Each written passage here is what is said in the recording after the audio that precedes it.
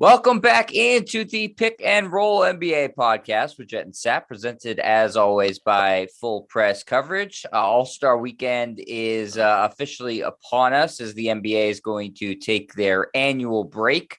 And this All-Star Weekend should include some cool festivities to celebrate the 75th anniversary of the NBA. Just like they did with the 50th anniversary of the NBA, if anybody remembers that. I know I do. I know Sap does. It's going to be a lot of legends present, some ceremony celebrating the people who made the list. I know not everybody can attend, and some people, unfortunately, are not with us anymore. But that's going to be a central theme around the All-Star weekend in Cleveland. Besides that, though, Sap, they are doing, still the traditional All-Star game and three-point contest and dunk contest. They're mixing up the skills contest a little bit, but what are your overall impressions of All-Star Weekend? Are there things that they need to fix about it? Is it good as it is? What do you think?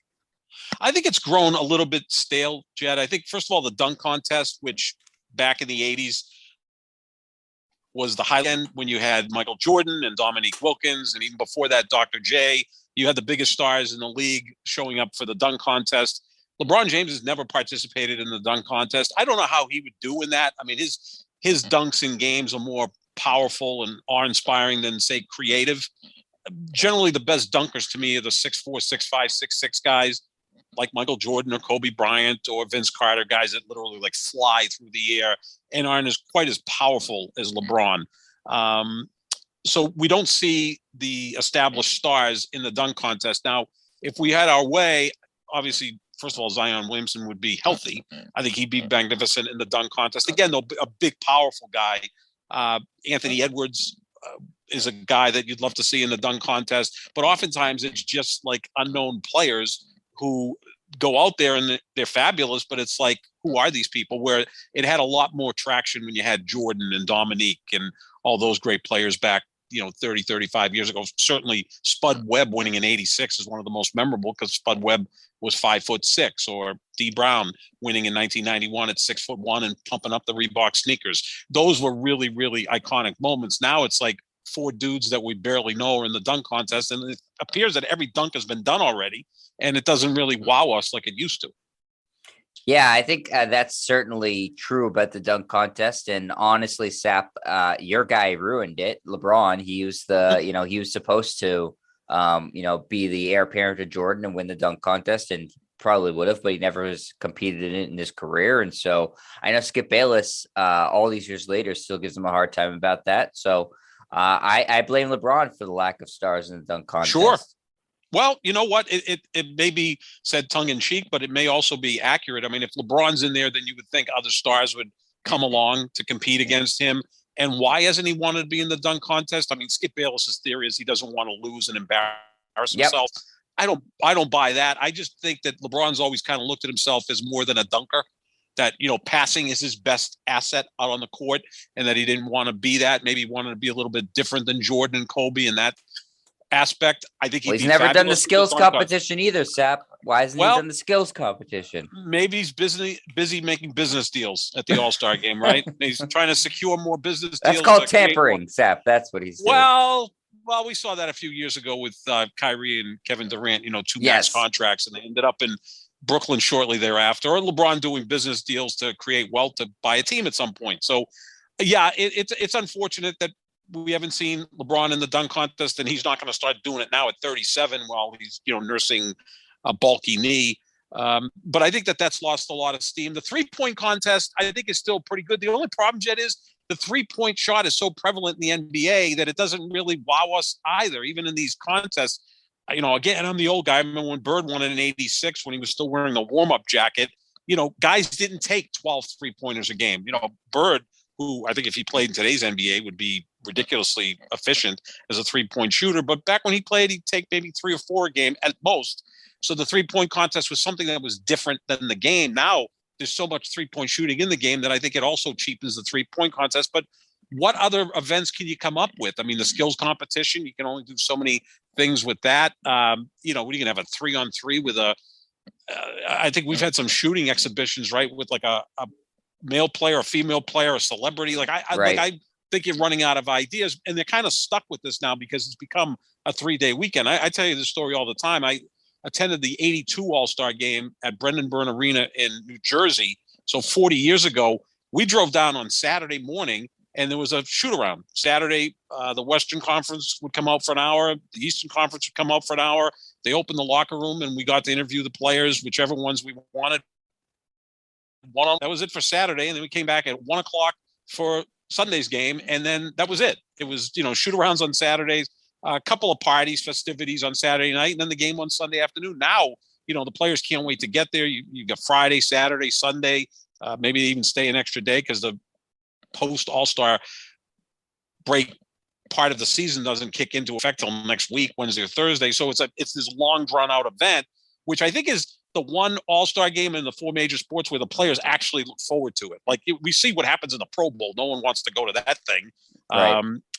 Hockey, they may fine players if they don't go, but for the most part, they'd like to get that time off. And baseball, they'll play 2 or 3 innings and get the hell out of there before the game is over. But in basketball, these guys really look forward to it, to the point it almost feels like they're more interested in this than playing on their own team. And we've seen players, Jet, miss like the last 2 games before the All-Star break and then play in the All-Star game. Didn't Kemba Walker do that a couple of years ago, or Kyrie done that? Both of them did that. Yes, both. Yeah, that's kind of that's not good.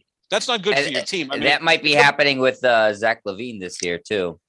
That's never good. I'm sorry. I mean, if you're paying someone $35 million a year and they can't play the last 2 regular season games before the All-Star game, but they can play in the All-Star game, I know if I was an owner, I'd be kind of pissed at that. I think at some point we're going to probably do a podcast just dealing on what's wrong with the NBA and what might turn some fans off. That's probably one of the things. And I'm never that guy that's the old 58-year-old guy yelling at the clouds that says, back in my day, this is how it was done. But that does not give a good look to the league when players are taking time off before the All-Star break, playing in the All-Star game, and then missing the next 2 games after the All-Star break because they, aggravated their knee like Kemba Walker did a few years ago. That's not good. No, it's not. And, that's what Adam Silver, does his NBA State of the Union basically during All-Star weekend, just like Roger Goodell does his NFL one during the Super Week leading up to the Super Bowl. And he was talking about some of the stuff that, I think aggravates fans. And so that's certainly one of them. And I think that's a good idea, Sap, for a later show. So, stuff that we could, if we had commissioner powers, could fix in the NBA. Sure. But as a whole, I agree with you that the players look forward to it. They certainly don't take the game super seriously until the last, 2 minutes of it. But I think they like the camaraderie of being, they're all friends. We've talked about this before, with the exception of, the international guys who didn't grow up playing AAU. They have a little bit more of a competitive edge, which is such a difference from what it was, 10, 20 years ago, where the international guys were looked at as the soft guys and the guys coming from the U.S. were looked at as the tough guys. Now it's kind of the opposite in a lot of ways. But the players like to be there because it's an honor and it boosts their ego. They make a little bit more money because it's in their contracts, and they genuinely all like hanging out with each other, it seems like. Yeah, and as you said, it's good for sneaker deals too, right? I mean, if you got a big sneaker deal with Nike or whoever, there's bonuses tied to if you make the All-Star team or not. We know that players get bonuses if they make first, second, or third team All-NBA. They watch that closely. Remember a few years ago when Klay Thompson did make third team All-NBA, it cost him $25 or $28 million, and he was pissed about that. And rightfully so in that sense, because now we're talking about dollars and cents, but it never looks good when a player comes out and goes, geez, I wasn't third team All-NBA. I'm really upset. And if you're more upset about that than losing in the playoffs, then that's not going to sit well with fans who live and die with these teams. So there's a lot that can be addressed at the All-Star weekend. And again, I think that's why your best bet is to bet that Giannis is going to win MVP in every All-Star game, because no one told him to not play hard. I mean, look at last year. What was he? 17 of 20 from the floor. And I think perfect. He didn't miss. I think he was 17. He didn't 17. Miss. Yeah. Right. And I remember going into that, we gave our picks. I said, Giannis is going to win the MVP because he's the only guy out there that is treating this like it means something. Everybody else is, laughing and doing whatever. And I think we've seen Russell Westbrook win the MVP several times because he still plays his ass off in the All-Star game. He's not made the All-Star team this year, deservedly so. So I think that's what you'll see. Yeah, you'll see. I think Luka may want to light it up a little bit because he's really starting to play well after a slow start. But the game is still fascinating because the skill level is just ridiculous. I mean, you get to see Steph Curry, hit 40-footers. You get to see LeBron make crazy passes and all of that. But there are some stars that are out. Notably, Kevin Durant will not be playing in the game. But yeah, I think it needs some change. It's kind of grown a little bit stale with the days leading up. I still think the game's pretty darn good, but the 3-point contest and the dunk contest, I don't know how you tweak it other than if you can try to get more of the stars into the dunk contest. I think that would give that more cachet. Yeah, that would the 3-point contest I still think is pretty exciting, even though, certainly you're right. The novelty of it is not the same because you see it so much. But it does come down typically to the last round. So that's exciting in and of itself. Yeah. The dunk contest too, Sap has taken a hit, not just because of the lack of star players, but because the judging is just not good. And it seems like so arbitrary. It seems like they're not noticing what some dunks are really good and some are average. And they're giving some 10s that don't deserve it. And then there was that Dwayne Wade controversy a couple of years ago. So yeah, I don't know. I could kind of do without the dunk contest. I'm obviously still going to watch because, I live and breathe this stuff, but it's certainly not the same. If you could get stars in it, it would change it. Even if they're doing dunks you've seen before, it would change it because the competition between stars would inherently attract eyeballs. And as far as the game itself, Sap, we don't have to beat this to death because we've talked about before on the show. I've proposed, and I think you agreed with me, that you change the format to a U.S. versus the world format. And I think that would do gangbusters. The issue with that obviously is that messes with the selection process, and the selection process has to do with is tied to players' contracts a lot of times. So as of right now, you can't, but it would be a much more competitive game. I'll tell you that much. Oh, sure. I mean, you'd start off with what? Embiid, Giannis, and Luka would be 3/5 of your starting lineup for the world team, right? And the Joker. And Jokic. Yeah, the Joker. I mean, how's that for a front line? The Joker, Embiid, Giannis, Luka in the backcourt with pick one other guy that, it could certainly play. Hell, you could put Ben Simmons and Kyrie Irving on the world team because they were born in Australia, right? Or whoever's Andrew Wiggins from Canada. So, yeah, you could definitely put together a world team that would be very competitive. Gobert is French. Gobert is your backup. Yeah, you get some big guys. And look, if Giannis is on that team, I'd bet that team because, again, he'd be the one guy busting his ass out there. So that I think that would be fantastic, but that'll get pushed back at some point, though. I think in the next collective bargaining agreement, the commissioner, the owners, and the players are going to have to sit down and go, we've had it good for a long period of time, and it's the best league to play in as a player without question. But let's not get too far on this.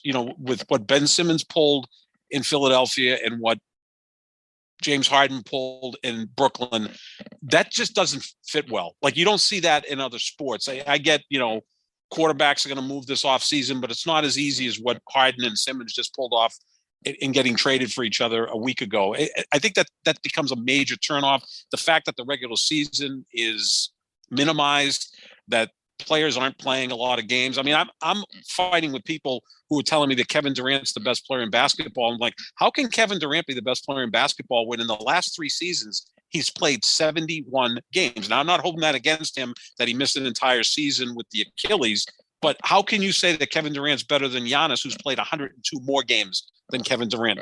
Playing is a big part of this, right? Showing up and being out there every night is part of what makes you a great player. And then, again, Durant was injured. I get that. But we see so many players who are just out for long periods of time. Here we are with Anthony Davis out yet again for 4 weeks with the Lakers. That really hurts the sport. Whereas in football, which is, again, a collision sport, we don't see the devastating injuries as much. It's weird to say that, right? Like especially with the quarterbacks, because again, they are that's protected. The key. That's the key. Yeah, yep. Yeah. I mean, if Brady got hurt and missed half the season, and Rodgers is out for half the season, or Mahomes, there's a problem there. But yeah, the quarterbacks you keep healthy, and those are the key guys. And again, it's a different sport. Basketball is the most star-driven sport of all of them. It really is. I mean, football. Tom Brady, whether he retires or not, the ratings are going to still be through the roof next year. But if LeBron and Steph Curry decide at the end of this year to retire, the ratings would take a hit. We saw that when Jordan retired. We saw that when Kobe retired. We saw that when the Lakers weren't in the finals or when the Cavaliers weren't in the finals, wherever LeBron was playing. You see a big hit. The ratings were not very good last year with Milwaukee and Phoenix. Fascinating finals, win 6 games, kind of new teams, new stars. But, people like to see the established stars like LeBron or Steph Curry, whoever, Kevin Durant.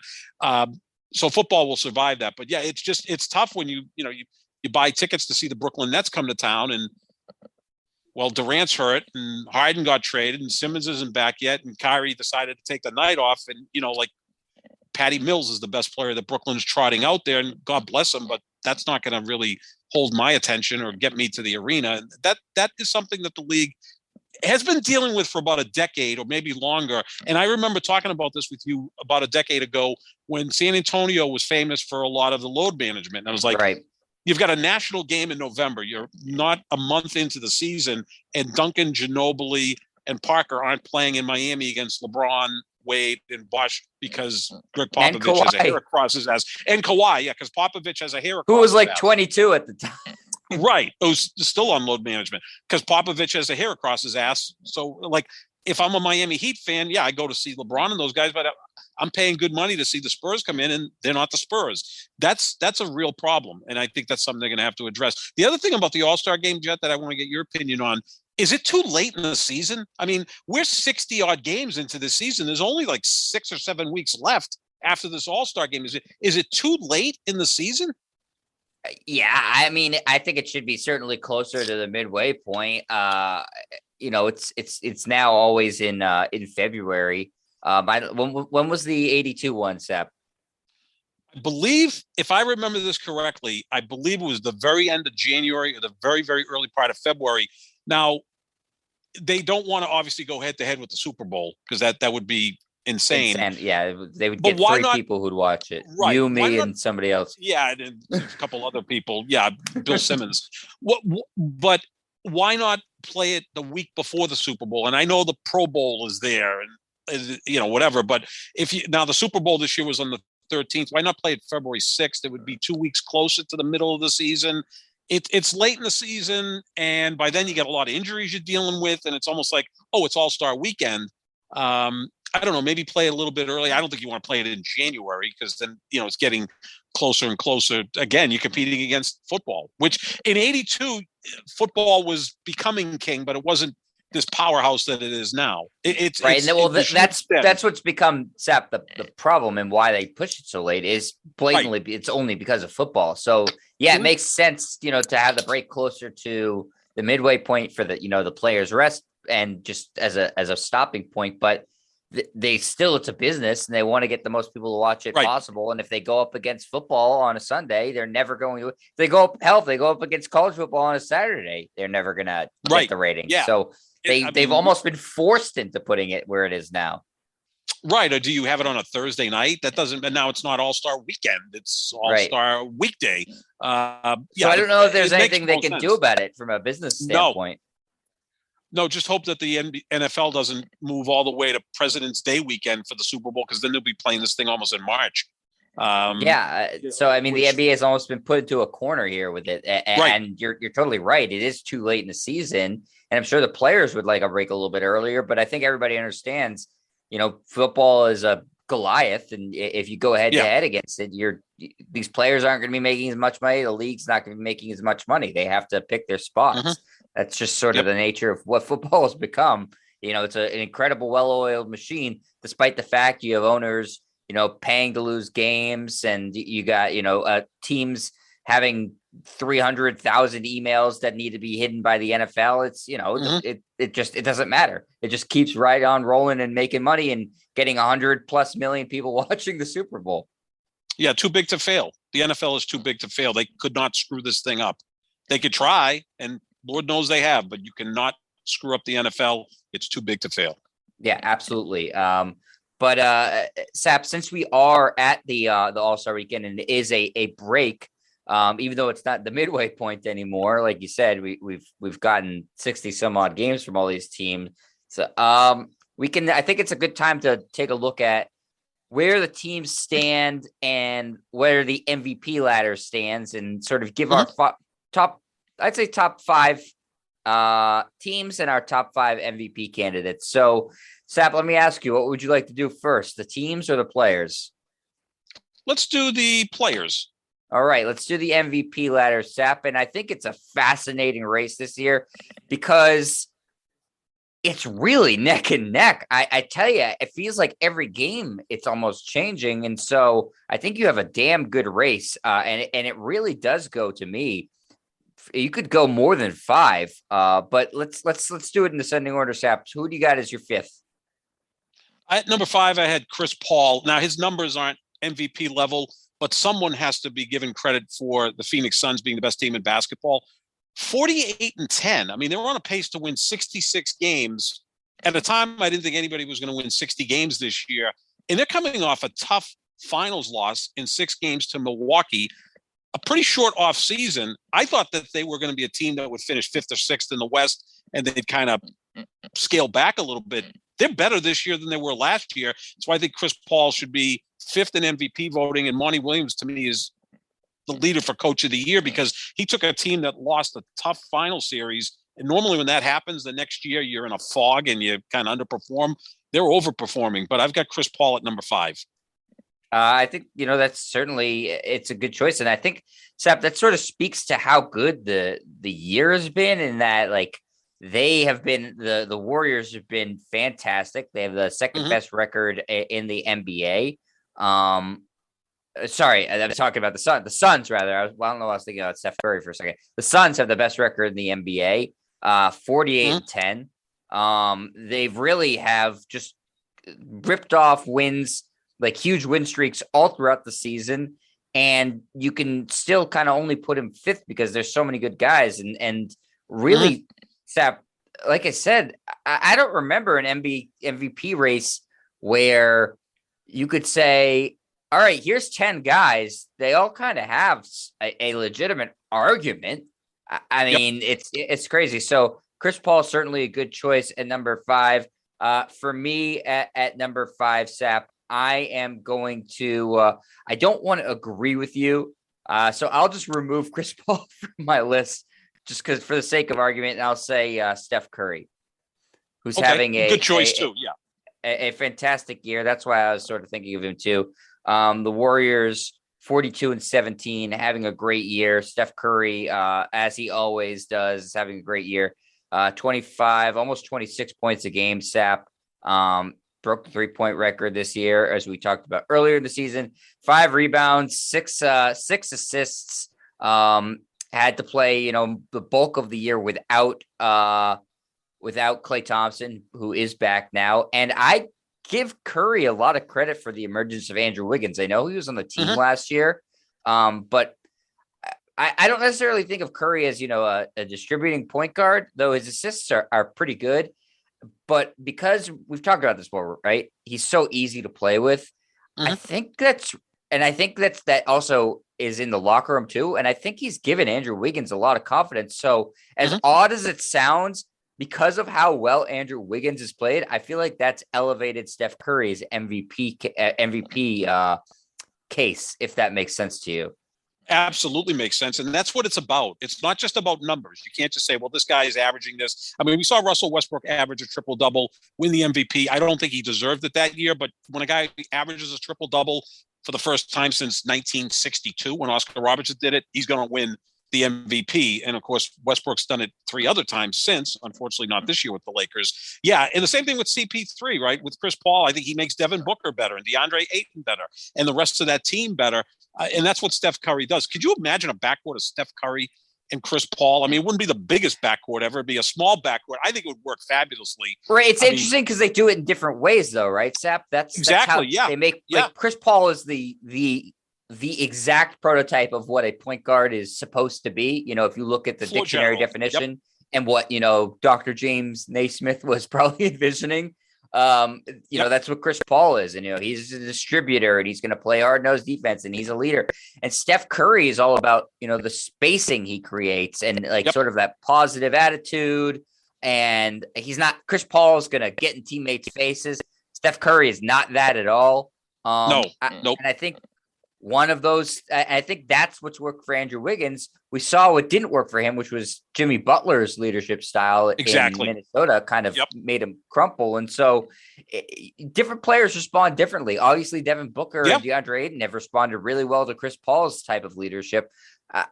Maybe they wouldn't respond as well to Steph Curry's. I don't know, but I think Curry deserves a lot of credit, and he's not somebody that I typically sing the praises of, but I didn't think Andrew Wiggins was ever going to be after he got traded was ever going to be this good.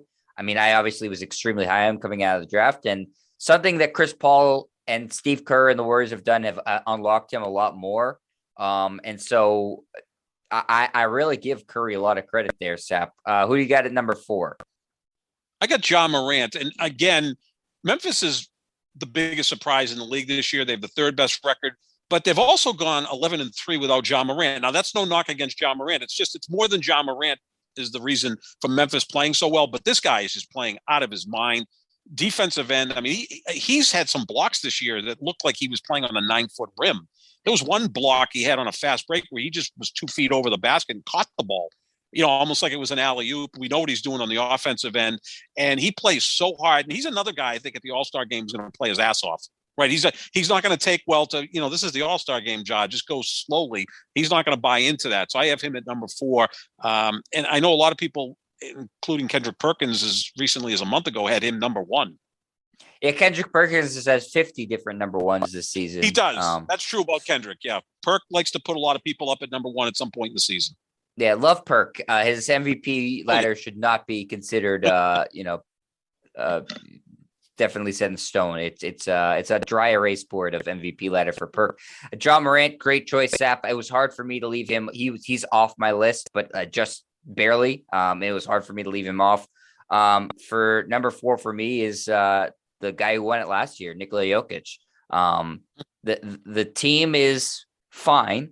They're the 6th seed right now in the West, 33-25. They've obviously dealt with 2 major injuries. Michael Porter Jr. missing the whole season and Jamal Murray so far missing the whole season. And yet they're still rolling, and he's leading the NBA by a wide margin in player efficiency rating, Sep. If you take that stat to heart, he's the best at that. Last year, the year before, every year basically. And this year he is just putting up fantastic statistics, as you would expect. 26 points, 14 rebounds, 8 assists, adding a steal in there too, Sap, per game. I mean, statistically, I don't know what more you could want from anybody. No, he's playing in some aspects better than last year when he won the MVP, deservedly so. He's right there as well. I don't have him in my top 5, but I think that's to your point that there's probably a dozen guys that you could squeeze into your top 5, right? I mean, even LeBron, who's missed some games but is having a fabulous year, really doesn't get anywhere close to our top 5. Same thing with Durant because he's now missed about a month. But, those 2 guys are still playing at an extremely high level, and they're not even sniffing the MVP. But, Jokic is obviously one of the best players in the league, so that's a good spot for him at number 4. All right, Sap, number 3. Number 3 is DeMar DeRozan, which to me is a shock. I mean, he was okay for 3 years in San Antonio. It was a bad fit. They were trying to get him to fit into their system. It didn't necessarily work in San Antonio. He signs as a free agent with Chicago, and the Bulls are fighting Miami for the best record in the Eastern Conference. DeMar DeRozan just equaled a record that Will Chamberlain set like 60 years ago, scoring 35 points per game or more in 7 straight games, like shooting over 50% in those 7 games each game, which blew my mind. I figured Shaq would have done that at some point, right? 35 or more points, shooting over 50% for 7 straight games. DeMar DeRozan did that, and it's translating into winning. He's doing it quietly like he always does, but man, his offensive game is looking more and more like Kawhi Leonard's, that great mid-range game. He's not a 3-point shooter, but he's very efficient at the 3-point, at the mid-range game. And it's, again, Chicago, along with DeRozan and with Zach LaVine, they're a surprise team in the Eastern Conference. I don't know how far they're going to go in the playoffs because I still think, Philly, Milwaukee, if Brooklyn gets their act together, Miami might be better teams, but it's been a real fascinating story. So I got DeMar DeRozan at number 3. Yeah, I think we both have the same top three. I'm not sure about the order, but I have DeRozan at number three as well, Sep. And yeah, I mean, 28, 5-5 this year. He's doing everything. The thing you just talked about with him breaking Wilt's record, and he's hit a bunch of game winners this year. Yep. Chicago's obviously elevated. They have they are tied for the best record in the Eastern Conference, 38-21 with the Miami Heat. And obviously he has a lot, if not the most, to do with that. He's the most unlikely MVP candidate since Isaiah Thomas was a couple of years back when he was on the Celtics. And DeRozan has, I think, even more of a case than Thomas did because just the numbers are so overwhelmingly good. And the team wasn't that good last year. He's who I want to win it. I think it would be an awesome story. And typically the MVP of the NBA is, the most reserved for the most elite of elite players. And I don't think anybody's thought of DeMar DeRozan that way, but I mean, Sap, what more does the guy have to do to win an MVP this year? Yeah, he's been sensational. He really has been.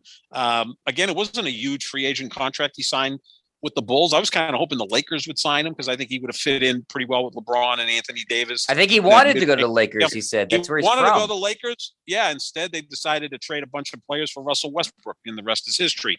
And DeRozan seems like such a good guy too, doesn't he? Like he was very popular in Toronto. Probably he and Kyle Lowry still remain the two most popular Raptors ever, along with Vince Carter, obviously, years ago. And you got to put Kawhi in there because the guy did lead them to a championship. But he just seems like a really, really good guy. He's talked about some of his personal issues, which, I think empowers younger people to come out and deal with their own personal issues when a superstar NBA player does that. So easy guy to root for. He's having an MVP caliber season. I just think there's two guys that have kind of separated themselves from everyone else because they really are dominant all over the floor. And I think we agree on who those two guys are, maybe in a different order. Yeah, I have Giannis at 2 and Embiid at 1. Sap, what about you? I got him flipped. I've got him flipped. Okay, I got Embiid. I don't think you can go wrong either way, honestly. No, and maybe it's because I'm pushing back all the time when people are telling me that Durant's the best player in the league. And I'm like, no, Giannis is the best player in the league. Giannis scores as much as Durant. It's done differently. It's not as well, it's efficient because, the other night, what was he, 17 of 21 from the floor? It's like, he's shooting, close to 60% from the floor when he's not taking threes because he's unstoppable. He's a better rebounder than Durant. He's a better passer than Durant. He's no, if it's an argument for best player in the league, Sap, I agree with you. It's Giannis. Yeah. For the defensive end, too. Yeah. Right, defensive end. And Embiid's awesome. I mean, Embiid is absolutely, and I can't wait to see Harden with Embiid because I think that's going to work terrifically in Philadelphia. A lot of people think it might blow up. I think it's going to work really well because I think they'll play along each other really well. I'm just going with Giannis only because I think he's the best player. He won the championship a year ago, and here we are. He's come back, and he seems like he's even better. So I give him a slight edge over Embiid, but at this point, I think it's a toss-up between those two great players.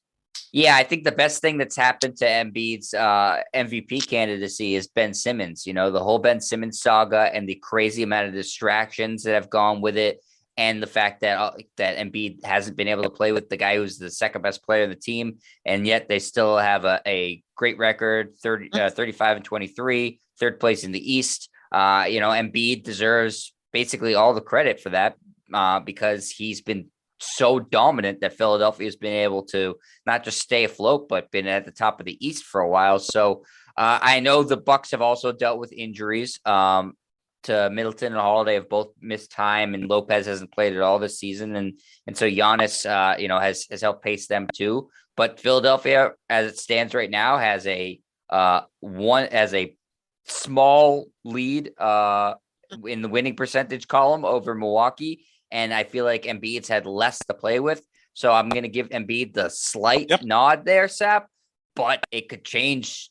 It could change next week. I don't think Embiid has separated himself enough from Giannis. And I think if Harden comes in and plays really well, I kind of feel like that hurts Embiid's candidacy a little bit. What do you think? No, it could. Yeah. Cause then people will say, well, look at, you really took off with Harden, and the Sixers won 15 of their last 20 and they became the number one seed. The thing is, this is always about a story, the narrative. And Embiid, if he had played the bulk of the games last year, probably would have been MVP or would have been closer with Jokic. And I think now it's Embiid's time to win the MVP. It almost feels like the Oscars. Sometimes it's okay. It's Al Pacino's turn to win Best Actor. Maybe it's not the greatest performance. So Embiid, it's his time to win. Giannis has won it twice. Look, he deserves to win it again. I believe he's the best player in the league. And I don't even think it's close. I really don't, because on the defensive end, I mean, Durant and LeBron are still awesome, but on the defensive end, they're not Giannis. And Giannis brings it every night. He's younger. He's healthier. He's hungrier. You could make a case, Sep, he's the best post defender and the best perimeter defender in the NBA.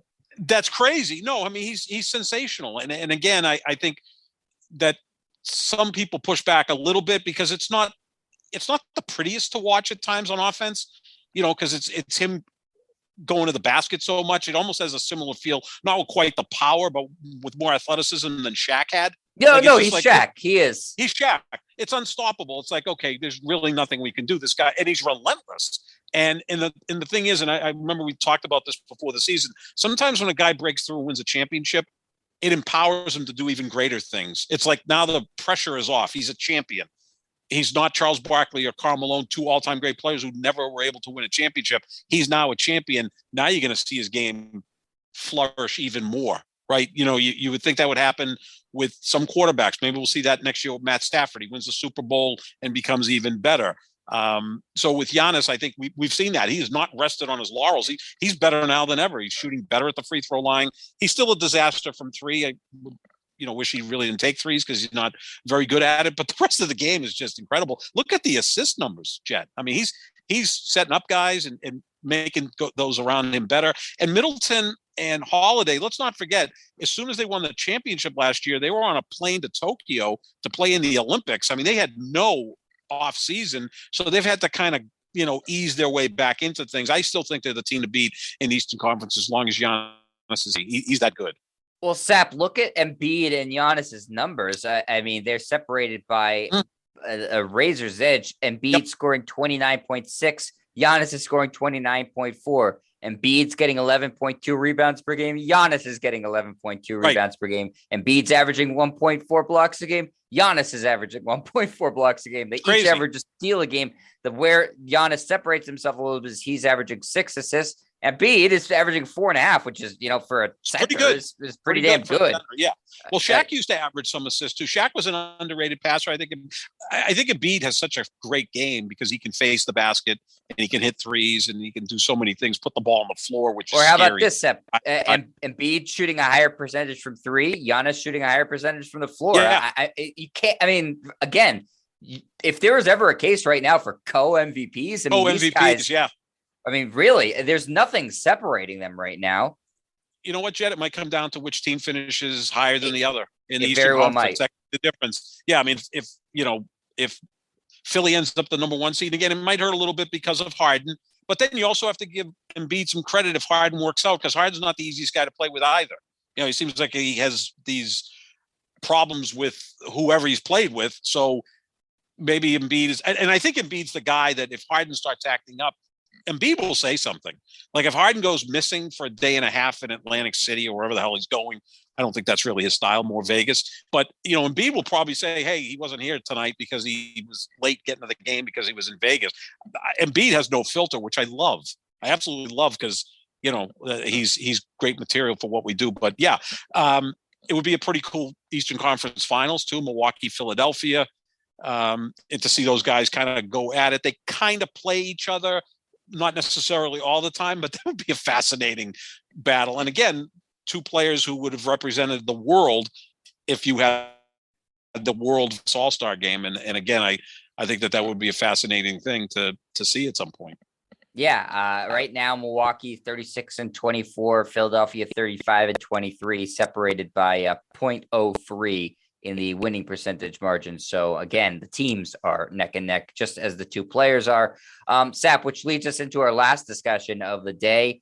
The top 5 teams in the NBA right now. We've been talking a lot about the Eastern Conference lately because of how exciting the playoff race is shaping up to be. And every team is really, really close.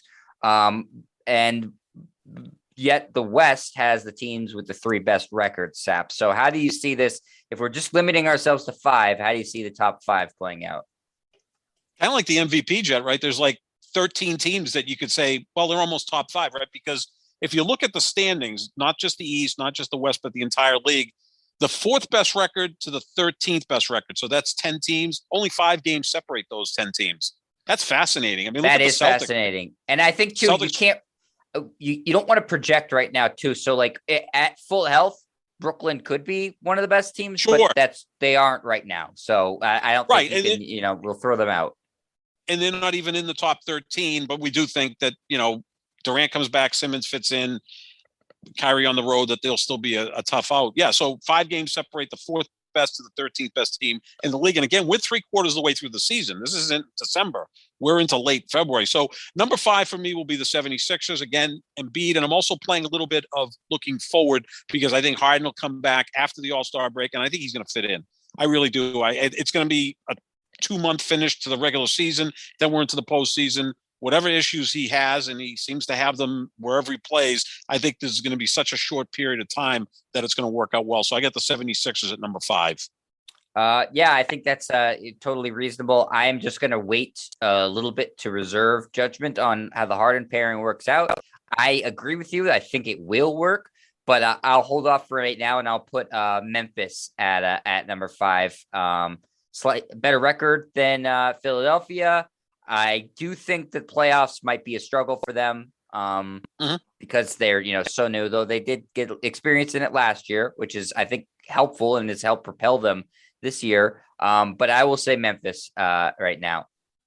I have Memphis at number 4. They're 41-19, 3rd best record. John Morant's an MVP candidate. The games he's missed, they've continued to play well, but don't they seem more like a regular season team, like you said, that they could get bounced in the first round if they're the 3 seed in the They West, do until they prove they're not. Exactly. I mean, if the Lakers sneak into the 6th seed, maybe the Lakers, I don't know. I don't even want to go there because Anthony Davis. Yeah, we could do the Lakers like another day. So. Yeah. The Lakers aren't anywhere near. My gift to you. Thank you. Yeah, some other day we'll talk about the Lakers. But what Memphis has done this year is fascinating. But again, it kind of has the feel of more of a regular season accomplishment that you get to the playoffs. If they can win a round, then they're playing probably Golden State in the second round. That'd be a difficult series for Memphis, but they do play defense, and that's something and they beat Golden State last year in the play-in. They did. They beat them in the play-in, and they were competitive for a while in the postseason. And look, John Morant, he just has the it factor that he's going to go down fighting. Even if he's down 2-1, he's not going to lay down. He's a competitor. But I got Memphis at number 4. Well, Sap, they're sort of the great unknown, right? Because a lot of these teams we've seen a million Golden State Warriors series. We've seen the Suns make a deep run last year. We know what Utah is going to do. They'll flame out in the postseason. So in terms of the West, I think people are kind of waiting to see, okay, is this Memphis team legitimate, or are they a regular season team like Utah, or are they a team that could surge in the playoffs like the Hawks did last year? Because, they're youth and they kind of don't know any better. And are they going to play with no fear? So they're really interesting to see, Sap. At number 4 for me, I have the defending champion Milwaukee Bucks. That doesn't mean I think that's where they'll necessarily end up. But right now, I think they're the 4th best team in the league. They could use to get healthier. And I think that for them, especially coming off of a championship, Sap, seeding isn't as important as it was the past couple of years. And I don't see a team in the East that has a distinct, strong home court advantage. So I would say the Bucks. Things are shaping up very, very well for them. But right now, 5th best record in the East. So I'll put them 4th in the NBA. Okay. Number 3 for me is Golden State, 42-17. And the amazing thing about Golden State, I mean, we didn't put this player into MVP discussion because his numbers aren't that great. But you look at Golden State, with Draymond Green, they're 28-6. That's an 82% winning percentage. Without Draymond Green, 14-11, 56% winning percentage. When you have a lot of bricks and you're trying to build a building, you need cement to hold all those bricks together. Draymond Green is the cement of the Golden State Warriors. There's so much better with him because of his defense, his intangibles. He's also the guy you run your offense through. He may be their best passer. Does a great job screening for Curry and eventually will for Klay Thompson when Draymond comes back. So that's a big difference. But I got Golden State at number 3. I like the way they develop players too. Like you said, Andrew Wiggins is playing the best he's ever played. Jonathan Kuminga looks like a guy who's going to be a factor in the postseason just because of his defense. So I think they're going to be a Jordan tough Poole. They've done a great job developing him. Yeah. Gary Payton Jr. or Gary Payton II. He's become from a guy who was in the G League to a guy who plays a role on their team. And they're terrific developing players. Sap. They're great at it. They've kind of taken over what San Antonio used to do, Agreed. which is develop players and continue to like Kuminga. There's some aspects of Kuminga's game that remind me of Kawhi Leonard. I'm not saying he's going to be Kawhi Leonard, but on the defensive end, he's already a problem for teams. He's just, the 8th or 9th guy on the team. They're going to be tough to deal with. Yeah, they're terrific at developing players. And I think, just as I praise Steph Curry for helping unlock Andrew Wiggins, I think Draymond Green deserves as much credit too. Curry is a pretty good facilitator, but Green's the best facilitator in that team. He is. And he's terrific. No problem with them there. At number 3 for me, I have the top team in the Eastern Conference right now, the Miami Heat. Mm-hmm. They are, for a team that plays in Miami, very quiet and under the radar. To have the best record in the East. I love how this team is built, and I think they're built for the postseason. They have a lot of veteran players on it. And then they got a guy like Tyler Hero that can, that's got a lot of life left in the legs and can fill in when those guys have to miss time or don't have it, the wind in their sails that night. But I mean, guys like Butler and Lowry, those are guys who want to win and are chasing, and Lowry's chasing his second ring. Butler's chasing his first. You got PJ Tucker who won last year. You have that is a good squad with a lot of good players on it. Yeah, before the season started, I said Miami, Milwaukee, Eastern Conference Finals. I'll stick with that. I have them out of my top 5. I've seen them slip up a little bit, but they're right there. I mean, if we did this exercise in 2 weeks, they could be 3rd for all I know. They're outstanding. Let's make a case. Eric Spoelstra, Ty Lue, probably the 2 best coaches in the league. Monty Williams right up there as well. I mean, obviously Popovich we kind of put to the side, kind of like Belichick. Like, let's not compare other coaches to him because he's legendary. But Eric Spoelstra is a great coach. They have that culture that they built. They play defense. Yeah, and they're a fascinating team. You're right. A Miami team that doesn't get overrated or too much traction, and they've got guys that, want to win, know how to win. They're going to be a tough out in the Eastern Conference. That's why the Eastern Conference playoffs, you could have whoever is the 7 seed Toronto playing Miami in the first round, and that could be a 6 or 7 game series because Toronto has kind of that same culture. Number 2 for me is Milwaukee. And again, not a great record, 36-24. They have the best player, the defending champs. I think when they need to, they show up and play well because they play defense. That's in their DNA. But again, they've somewhat underperformed this year, but I think part of it is the injuries to Middleton and Drew Holiday. And again, a very short off season, winning the championship, and those 2 guys going to the Olympics. I expect them to start really catching fire the final 6-7 weeks. I have them at number 2. Oh, on Sap, I think a little bit of coasting too, because, it's not as urgent that they, like I said, the seeding doesn't matter as much. There's no LeBron in the East anymore. I know he wasn't there the past couple of years, but that doesn't matter. There's just the home court advantage doesn't seem to matter as much anymore. But I think Milwaukee is certainly capable of winning it all again. So I have no problem with you putting them there. And we both have the same number 1 team. I don't think anybody could deny. Right? Yeah, the Suns. I have the Warriors at 2, Sap, for what it's worth. We've talked about them at length already, so I don't need to. But yeah, it's the Suns. They have the best record in the NBA, 48-10. They are just as good at home as they are on the road, Sap. 26-5 at home, 22-5 on the road. They've had the NBA's longest win streak this year. They're a machine right now. The only thing you could say that worries you about them is, I guess, Chris Paul's age, but he doesn't look like he's slowing down. And that's about it. I don't really know what other holes you could poke in them. No, it seems like a perfectly constructed team, right, Jet? Because old school. You got the real true point guard, the floor general, and Chris Paul. Devin Booker is like a perfect 2 guard, has that mid-range game, but he has that mid-range game. DeAndre Ayton's more of a classic center. I've compared him to Robert Parrish. And then you got Bridges and Crowder and Johnson and all these other guys that just go out there and play fantastic basketball. Monty Williams, one of the best coaches in the league, and they play together and they play defense. I'm shocked. I'll be honest with you. I thought they'd be a 5 or 6 seed because when you lose a tough finals like they did last year, you generally come back a little flat. Well, they've come back better. Yeah, it's at the beginning of the year, we picked a team from each conference to, who we thought would be disappointing, and we nailed the Eastern Conference with the Knicks. Right. We did not nail the Western Conference. The Suns have exceeded expectations. No, and I think that's why you got to put Chris Paul somewhat into the MVP conversation. His numbers aren't overly great, but he's a leader of that team, and I think it really filters to Booker, Ayton, and the rest of those players. And let's just give a little shout out to Jay Crowder. It just seems like wherever he goes, the team plays better, right? I mean, the Celtics had success. No, he's the winner. I mean, the Celtics had success here. He goes to Miami. They make it to the finals. He goes to the finals last year with Phoenix. He's an irritating type player, but you need guys like that. He'll get in people's faces, not afraid that he's not going to back down to LeBron. No, I mean, give the guy credit. He's a real solid pro. And I think the Celtics missed someone like that. But again, you had the opportunity to get Kyrie Irving, so you go ahead and make that move.